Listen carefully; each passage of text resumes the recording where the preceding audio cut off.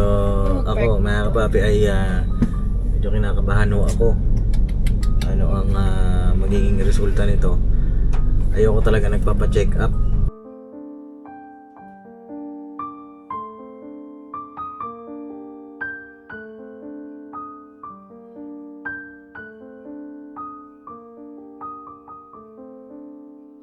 Ito na yung resulta ng ECG ko. Meron ka na? Agad-agad. Kinakabahan ako lang. Ito, tinanong ko kanina dun sa nurse. Sabi ko, nurse, pwede po bang magtanong kay Doc ano ba ibig sabihin nito?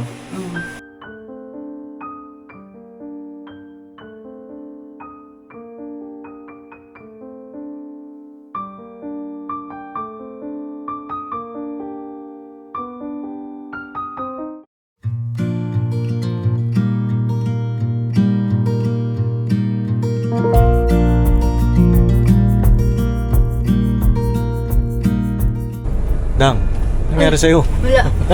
Hello po, mga kapapi. Good afternoon po. Ayun na, kumusta po kayo lahat na kapapi, mga ka-business, mga kababayan namin dyan. Yes. Ayun na, doon po sa mga bago sa aming channel, ayun na, pakiclick nyo po yung subscribe button. Opo. At patuloy na supporta ng ating minamahal na ka-business official. Alright! Alright. Grabe lakas ng ulan, na kapapi. Kaya nag-i-scout kami ni Budang. Nag-i-scout kami kanina. Kapapi sa daan. At yun nga po, nagpasama tayo sa kanya. Kasi kanina, sinamahan natin siya. Nagpa-dentist po. Opo. Ang ating famous Budang. Wala kaming kasama. Laki-laki ng sasakyan na nakasama. Wala po kaming kasama ngayon dahil yun nga, sila Papa po ay nag-mission sila. Pakibangin na lang po yung vlog nila Papa. At yun, ngayong araw po ay nagpasama rin ako sa kanya kasi magpapa-ECG po ako, mga kapapi. Kasi medyo masakit po yung dito ko, sa dibdib ko. Eh, ang sabi, kailangan daw magpa-ECG. Ano po? At dito kami ngayon sa VMB. Ayan o. Ayan, kakarating lang namin, mga kapapi. Ayan, ano kaya ang magiging resulta ng ating ECG? Madalas po kasi nasakit yan yung dito ko, parang may pumipitik. Eh, ayun, sabi ng ating misis at saka yung sila mama, sila papa ay magpa-ECG, no? Pakisamahan niyo po kami ngayong araw na ito, anong update sa ating kalusugan. Pagkatapos naman ng ating update sa ating kalusugan, kung ano man po yung resulta, mga kapapi, ay comment nyo po ano po yung mga dapat din natin gawin. Ano po? Alright? Alright. Tara na. Medyo ako, mga kapapi, ay medyo kinakabahan ho ako. Ano ang magiging resulta nito. Ayoko talaga nagpapa-check up. Press kayo ni mama. Oo, ayoko talaga kasi nakakatakot ba? Wala. Mga kapapi, kailangan natin gawin ito. Tsaka tama naman magpa-check up, di ba? At para alam din natin ano yung ating kalusugan. Alright? Tara na. Pwede dito, Park? Oo. Tataka kayo, ba't gamit namin yung van? Ang laki-laki. Si Boss Dave po kasi nagpa-enroll na. Gamit niya si Ranger. At si Titanium, mga kapapi, ay kasalukuyan pang nagpapahinga po. Kasi hindi pa po siya na aayos. Dito. Hindi pa naayos si, ano po, si Ranger. Ay, si Titanium pala. Kaya ito muna ba ng ating gamit-gamit po. Magmumotor sana kami ni Budang, kaso ang lakas po ng ulan. Buti nga hindi kami nagmotor. Ano kaya to? Pag-ECG kaya tayo dito. Grabe, bigat ko na. Ilan yan? Mag-80 na ako daw. Maray na. 78 yata ito. Hindi, nakachinelas kasi ito. Siguro mga nasa 76 ako. Ikaw? Ikaw? 48. 48 ka lang? Gaan mo naman. 49. Huwag mo ka. Tignan natin yung chinelas. 76. Oh, 76 ako. Mga papi. Yan muna sana. Ligat ko na. Ma'am, magpapa-ECG po. Hindi pa. Babayad po muna. Opo. Hintayin mo yung result, wait lang makabay siya. Wedding ring. Nakasuhan siya tayo.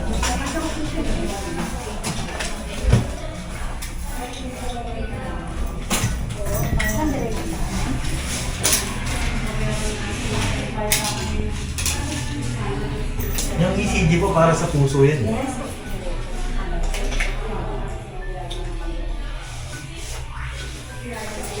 Mas malalaman na rin po yung result. Yes po, hintayin na lang sir, hindi po kasunod.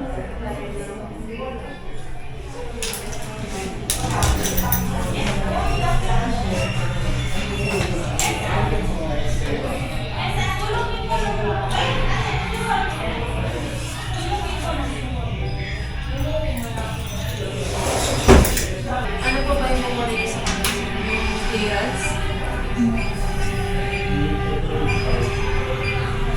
Clearance lang. Papa-clearance po kayo sa kanya. Kaso 2,000 yun sa clearance niya. Hintayin lang siya sa labas. Pero yung consult, yung clearance, kasama na dito yung consult. Kasama na sa 2,000. Consult. Andan natin yung result mga kapapi. Nasabi ko. So ito na. Ito na mga kapapi yung ating result sa ECG. Hindi ko maintindihan po yung sulat ni Doc. Tinanong ko na rin po kung ano ibig sabihin. Sabi parang consult daw dapat pag gano'n. Ay, hindi pala ito automatic. Ito pala dapat, may susi. Alright. Sakay lang. Right, tawag ako daw. Maya, check mo daw ano kaya yun. Okay. Na mga kapapi. Mabilis lang po palang pagkuha ng ECG. Wala pang 10 minutes. Mabilis lang ka ako. Bilis nga lang. Wala ko matagal siya. Limahan pa ako lahat ng pulso may May parang wire-wire. Oo. Ito. Ito mabasa. Mamaya mga kapapi, pabasa natin kay Jam to. Tingnan natin kung mapabasa ni Jam. Hindi ka lang ka, di ba? Ay, oo nga pala. Ganun sa Langka. ulo. Nakita kami lang kanina mga kapapi. So sabi ko kay Budang, paalala niya sa akin. Pwede ba sa buntis po yan, yung langka? Ah, langka ba yung hinog? Oo. Pwede naman siguro. Check mo nga sa Google. Google na tayo. Hindi magawa ko nito. Langkang hinog? Oo, langka na hinog. Pwede sa buntis. Oh, pwede daw. Oo, pwedeng kumain ng hinog na langka ang buntis. Oo. Ang hinog na langka ay may mga masustansyang maaaring makatulong tulad ng vitamin C, fiber at potassium. Gayunpaman, kumain lang ng katamtaman dahil mataas din ito sa natural na asukal. Oo. Kasi nga matamis, no? At moderate lang kakainin natin dyan. Bili rin tayo ng langka. Konti lang. Siguro mga 1/4 lang. 1/4 kilo lang. Wow, pakin lang yun, di ba? Pakin lang yun. Oo. Lalagay na sa turon. Ano kaya itong resulta ng ECG ko, mga ka-business? Mga kababi? Bihira. Kasi nag-exercise ka, kaya gym. Di gym? Mag-gym na ba tayo? Marami nga rin nagko-comment mag-gym na daw ako. Hindi ko alam kung siguro kung pwede sa akin yung gym kasi yung likod ko. Oo nga, yung likod mo. Kamusta ba yung likod mo?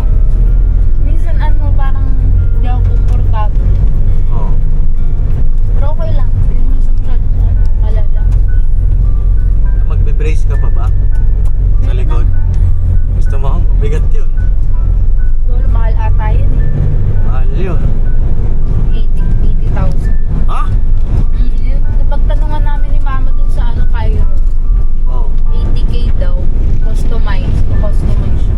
sa Shopee, no? O kaya Mas sa, malalong lumala pag sa Shopee. o kaya sa Temu. Ang mahal naman ng braces ng ano, sa... Meron po kasi si Budang, may tawag doon, scoliosis, letter S po yung kanyang ano eh, spinal cord. Ano bang ano dyan? Okay lang ba kahit walang brace? Okay lang yan. Ha? Okay lang. Huwag ka lang masyado ano ng mabigat. Buhat-buhat. Oo, bawal ka na sa mabibigat. Bakit ka ba nagkaroon ng ganyan? Hindi na lang eh. Pero nung unang check-up namin, sabi nung chiropractor, sa ano daw? Saan? Yung mga posture. Ah, Pag sa... naghuhugas ang pinggan, yung paa mo, nakataas yung isa. Ganun. Oo. That's why, Pag nasana. kumakain, gano'n. Ay, pag kumakain ho kasi si Budang, nakataas ang mga paa niyan.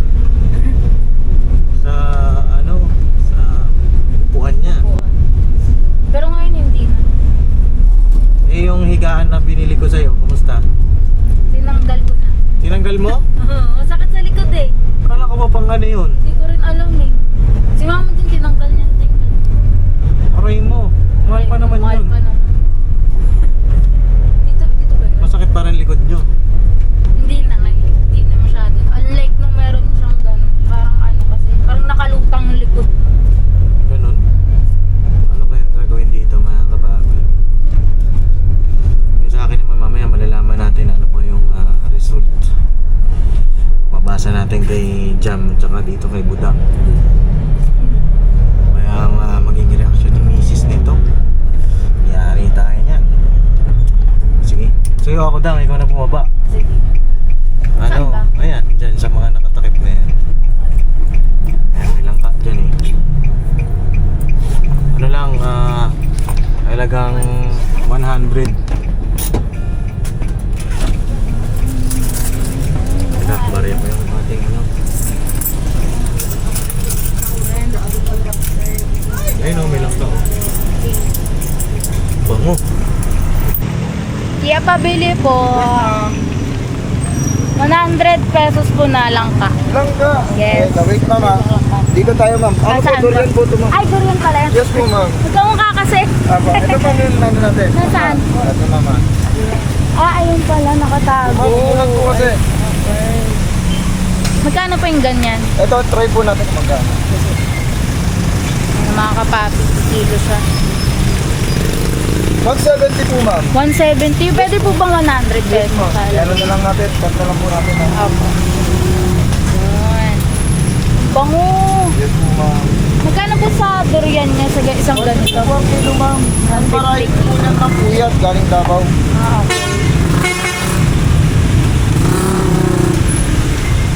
80 po, sakto. 80. Okay na po yan ma'am. Sige po. Yes po ma'am.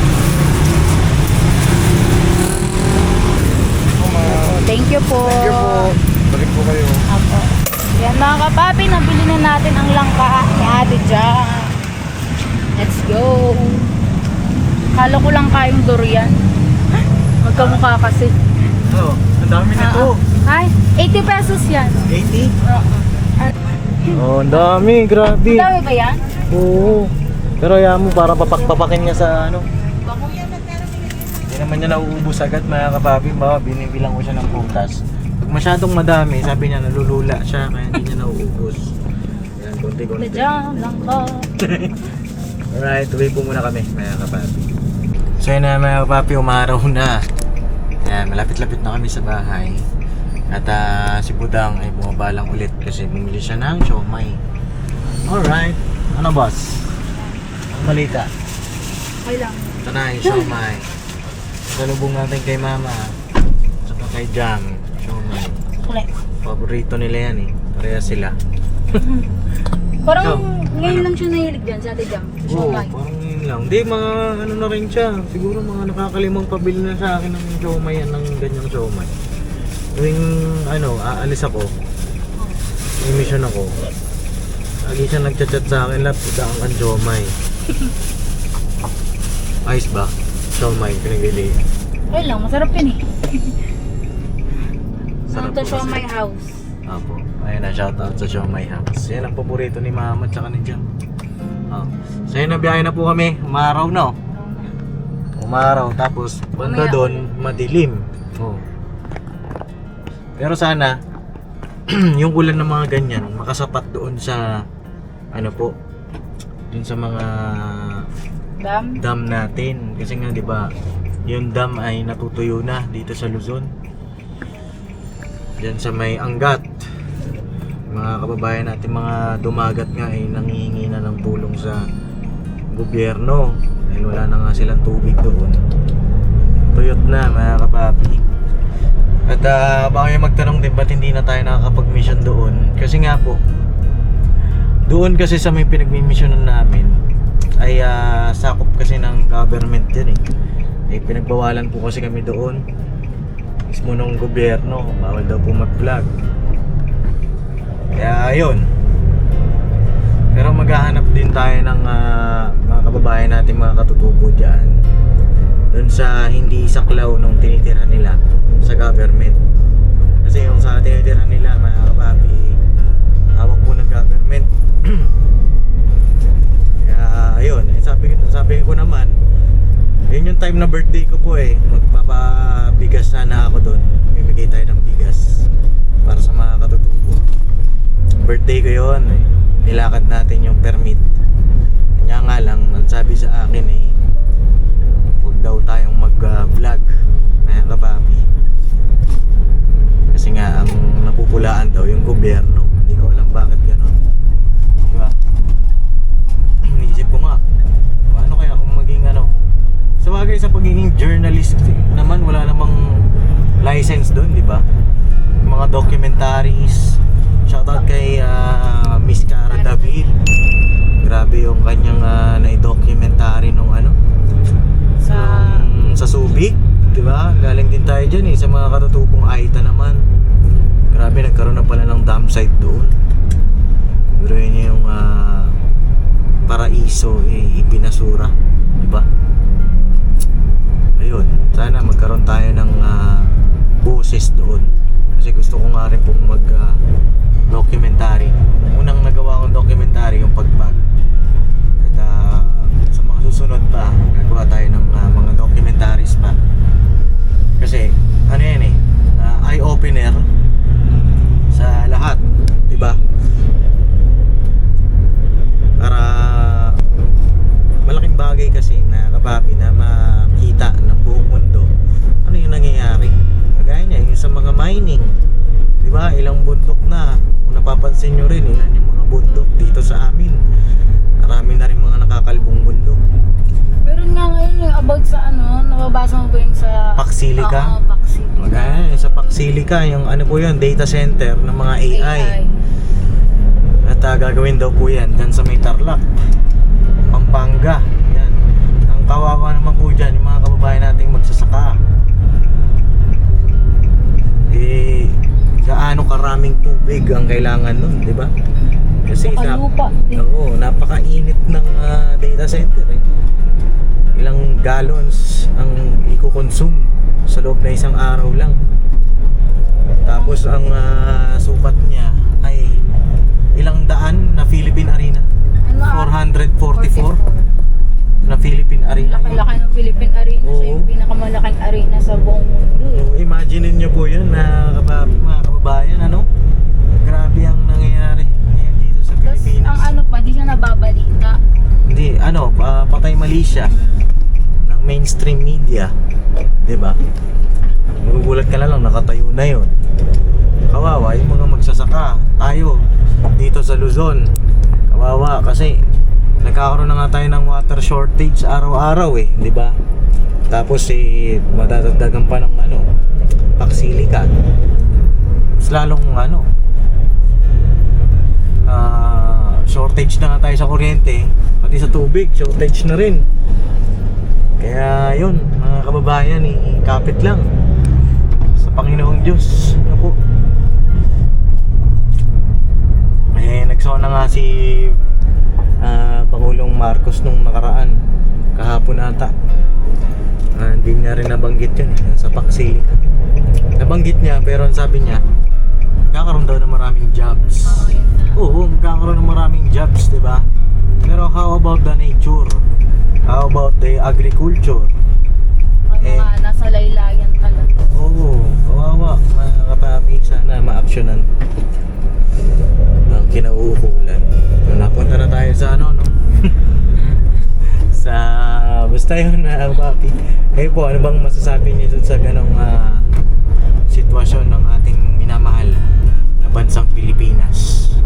May iba nga ang sinasabi, ang hirap mong ipaglaban, mahal kong Pilipinas. Di ba? Grabe na po dito, mga kababayan naming OFW. Alam ko namin miss nyo rin yung Pilipinas eh. Pero yung iba ayaw na tuloy umuwi dahil sa mga ganyang mga nangyayari. Yung iba nagmamigrate na. Doon na lang tayo sa Canada. Doon na lang tayo sa Amerika. Sa Japan. Di ba? Kasi ganito eh. Pero sana maayos pa. Sana maayos pa. Maagapan lalo na yun sa Paksili Kapuna yan. Alright, papakita natin kay Jam, kay Mrs. yung ating resulta ng ECG. Dang, sumama mo. Apa, let's go! Dito na kami sa balkon. Lab, good morning, good day. Oh, yung dalawa, sarap ng tulog ay. Nakakumot pa talaga. Makakumot yarn, lamig lang lamig. Asa yung isa? Nasa ano, baby. Bakit? May pinuha lang. Hello May kinuha. Lab, ito na yung pasalubong namin. Tadaan! Ala, nakululong. Kaya, Ala, thank you, Dam. Thank you. Kaya ako bumili yan, no? Oh, yan. Kasi ilang araw ko na pinapabili sa kanya, Dam. Valentine lang Palang pa. ka. Ngayon nga lang kami nakakita. Ano ka ba? Sabi ko sa'yo, meron ka, di ba? Doon sa ano, sa Saranay pa yan. Saranay. Oo. Oy, wag daw masyadong madami yan. Oo, hindi nga. Ano yung pinapapakin mo lang? Oo. Oo. Wag daw masyadong madami yan kasi mataas yan sa sugar. Oo, konti lang. At ito na yung siomay mo. Mamaya ka na magganyan, mag-siomay ka muna. Thanks. Oo. Yung kay mama, yung isang box. Ikaw, Dang, di ka bumili sa'yo? Atin na kami dyan. Nino ni mama? Ay, kunin mo na yung sa akin, Kami dyan. sauce. Ito sa akin, love. Oo, pares lang naman yan. Okay. Tapos, ito na yung resulta ng ECG ko. Meron ka na? Agad-agad. Ito na. Hindi ko mabasa eh. Basahin mo kaya. Doktor ba ako, love? Yung handwritten ka ng doktor. Ayun na yung resulta. Sige, sana maintindihan ko. Ito, resibo to. Yung sulat ng doktor. Kinakabahan ako, love. Naiintindihan ko siya. Ito yung book niya. Matang bagong gising ka, girl ah. Ayun na, yung result. Ano to?